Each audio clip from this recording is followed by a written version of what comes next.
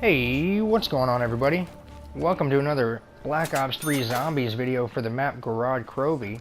And this is actually going to be a top 5 worst things about the map Gorod Krovi. Now I said I'd do top 5s on this channel, but I never said you'd like them. Let's see how many dislikes we can get for hating on everyone's new favorite map. My second to least favorite map of all time, Gorod Krovi. So without further ado, here are the top 5 worst things that I think are just game-killing about this map. Moving right into number 5 is all of the incredibly expensive doors on this map. So many doors to open to get to any area, and this map has the most expensive doors I have ever seen in any zombies map ever. Some of them $17.50 is what it costs to open the door. It seems to me that, just getting through the map and opening the doors, I spend hundreds of thousands of points, and that's why this is coming in at the number 5 spot. Now, moving right along into the number 4 spot. Number 4 for me has to be the amount of health that these drones have. Now, I put, the expensive doors and the wall buys as number 5 because ultimately once you buy them, they're bought. You can continue on with your game and they're no longer an issue, but these drones are an issue the entire time that you're playing the game. Now, I am aware that you can get a drone helmet and it reduces their health and increases your ability to kill them, but all in all, these drones have an astronomically high amount of health. And I've heard people talk about how, oh, they're not a problem, they're easy to kill. Yeah, they're easy to kill if you have a wonder weapon. They're easy to kill if you've got a pack-a-punch weapon, but if you're using a regular weapon without pack-a-punch, these drones have as much health as a Panzer does, and I'm proving it to you in the gameplay I'm showing you right now. I have actually taken an Argus shotgun off the wall and emptied 4 complete magazines worth of ammo into one drone, and that drone not die. I have taken several times a Vesper or a Kuda and emptied every bit of ammo I had into these drones, and them still not die. One drone, okay? Now they're not really an issue as far as, causing you damage. They're not really a threat there. They don't do a lot of damage, and their aim, quite frankly, is terrible.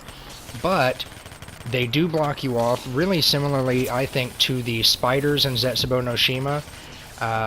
So they can block you off and get you trapped, and I had hoped that these would be more like the wasps in Shadows of Evil, but no, they're not. They're quite a bit more irritating.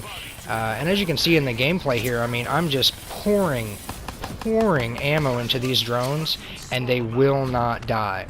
And so them not dying, them blocking you off and getting you trapped, already is terrible, but if you're playing on console and have aim assist, it'll auto-aim at the drones when you're running trains, and that can cause you to miss shots at your zombies, and it can actually cause you to look up when you're not trying to and disorient you and cause you to get trapped, get cornered, and go down. And so I believe that the drones have to take the number 4 spot of the worst things about this map. And for the number 3 spot is actually going to be the mech zombies, or the Russian Mangler zombies. Now, I know what you're thinking. These, again, are not a problem as far as causing you damage or killing you. And for the most part, they're not. Although their blast attack does instantaneously red screen you, even with Juggernaut, which is irritating, these do not follow the rules of a normal boss zombie. They can come 2 or 3 at a time every single round, multiple times in one round, and they don't give you a drop. This is the only boss zombie in the history of Call of Duty Zombies that does not give you a drop when you kill him. Now, if you're playing to high rounds, you already know that getting a max ammo drop from the boss zombie is like the most important thing in the world, right? So if it doesn't give you a drop, what's the point, really?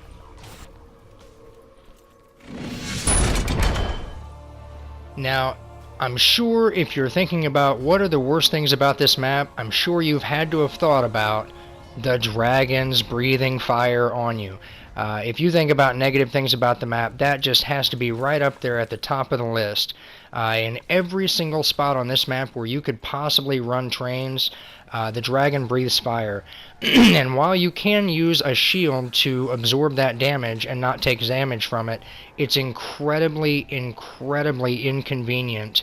And it creates napalm zombies. The fire does do damage to you and will down you within seconds if you don't have your shield out. And of course, napalm zombies explode when killed, which disorients you and damages you. If you hate transit, then you hate the fire on this map, pretty much, period. You can't hate transit and not hate the fire on this map, man. Come on.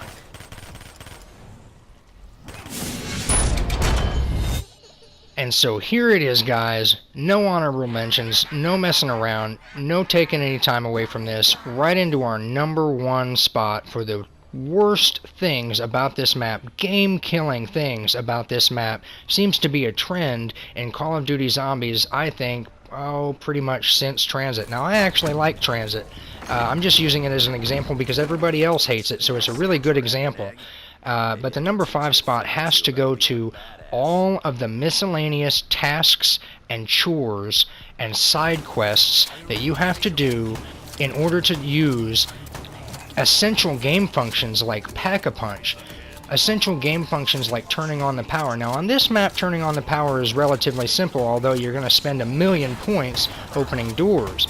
But just in general, I mean, all of these tasks have nothing to do with zombies.